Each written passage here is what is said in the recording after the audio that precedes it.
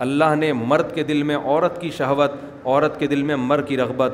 تو قرآن کہہ رہا ہے یہ رغبت الا علی ازواجہم، اپنی بیویوں کے علاوہ کسی اور کی طرف مائل نہیں ہوتی، کہیں اور استعمال نہیں ہوتی. اس میں ہینڈ پریکٹس بھی آ گئی، اس میں بد نظری بھی آ گئی، اس میں انٹرنیٹ پہ فحش فلمیں دیکھنا بھی آ گیا، اس میں زنا بھی آ گیا، اس میں لڑکوں سے بدفعلی بھی آ گئی. تمام کے تمام راستوں کو اللہ نے حرام قرار دے دیا. قرآن کہہ رہا ہے فَمَنِ ابْتَغَىٰ، دو باتیں بیان کی. فرمایا جو اپنی بیویوں کے ذریعے اپنی خواہش پوری کرتے ہیں فَإِنَّهُمْ غَيْرُ مَلُومِينَ، یہ قابل ملامت نہیں ہے. اور آگے قرآن کہہ رہا ہے فَمَنِ ابْتَغَىٰ وَرَاءَ ذَلِكَ، جو بیویوں کے علاوہ کوئی اور راستہ اختیار کریں گے فَأُولَٰئِكَ هُمُ الْعَادُونَ، یہ لوگ اللہ کی حدود کو توڑنے والے ہیں. اب معاملہ ہو رہا ہے الٹا، بیویوں کے ذریعے کوئی خواہش پوری کرنا چاہے قابل ملامت ہے. ایک نوجوان بالغ ہوا، اپنے خرچے پہ کہہ رہے ابا میں شادی کرنا چاہتا ہوں، میرے اندر ڈیزائرز پیدا ہو گئی ہیں، تو ملامت ہوگی کہ نہیں ہوگی؟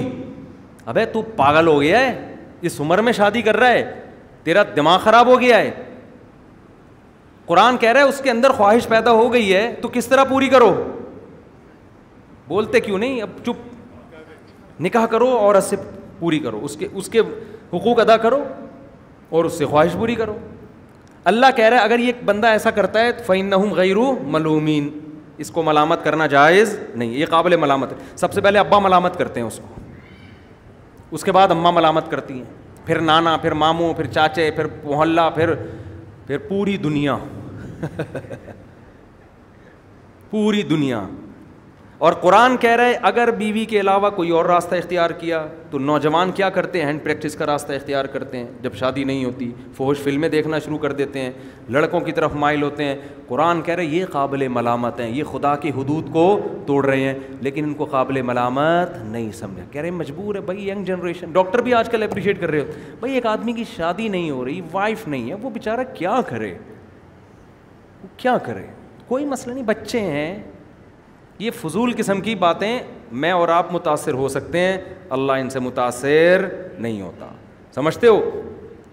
اور اس آیت کے تحت علماء نے لکھا ہے کہ اگر کوئی زیادہ بیویاں رکھتا ہے نا، 4 بیویاں رکھتا ہے حقوق ادا کرنے کے لیے، اور اس کی نیت صرف خواہش پوری کرنی ہے، لیکن خواہش برائے خواہش نہیں بلکہ حقوق بھی ادا کرے گا، ان کے جو حقوق ہیں، نیت اس کی صرف یہی ہے کہ اپنی خواہشات کے لیے، بلکہ میں اس کو عام زبان میں کو مزے کے لیے شادی کر رہا ہے، وہ مزے کے لیے کر رہا ہے، لیکن صرف مزے برائے مزے نہیں، نیت یہ ہے کہ میں ان کے حقوق بھی پورے کروں گا، ان میں برابری بھی کروں گا، تو لیکن نیت صرف مزے کے لیے.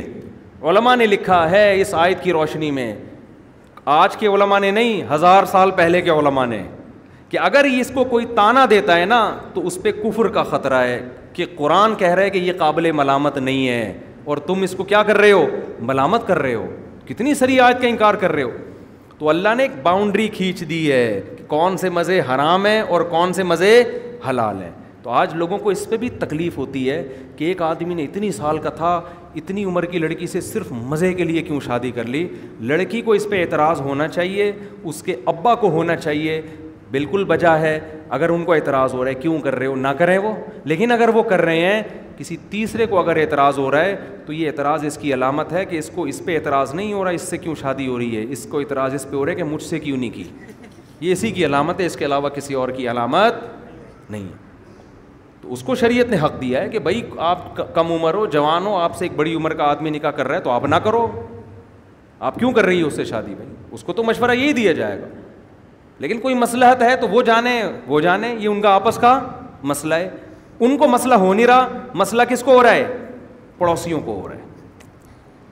پھر یہ ٹیکنیکل، یہ مینوفیکچرنگ فالٹ ہے میرے بھائی. ایسے آدمی کی ریپیئرنگ نہیں ہو سکتی، اس کو کھول کے دوبارہ جوڑنا پڑے گا. صحیح. تو قرآن کہہ رہا ہے والذین هم لأمان، لیکن کیا مزوں کے لیے نہ کرو. میں تو کہہ رہا ہوں جائز ہے، لیکن کرو سنت پوری کرنے کے لیے.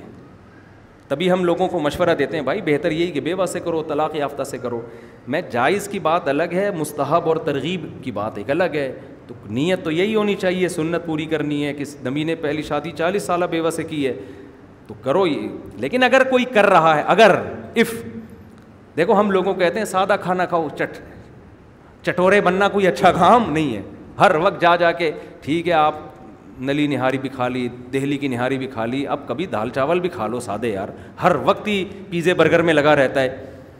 لیکن حرام تو نہیں کہیں گے نا, وہ کہے گا اپنے خرچے سے کھا رہا ہوں نا میں نہاری کھاؤں, اس میں نلی ڈالوں, اس میں دیسی گھی کا تڑکا لگاؤں, جو بھی کروں مولوی صاحب اپنے خرچے پہ کر رہا ہوں, آپ کو کیا مسئلہ ہے.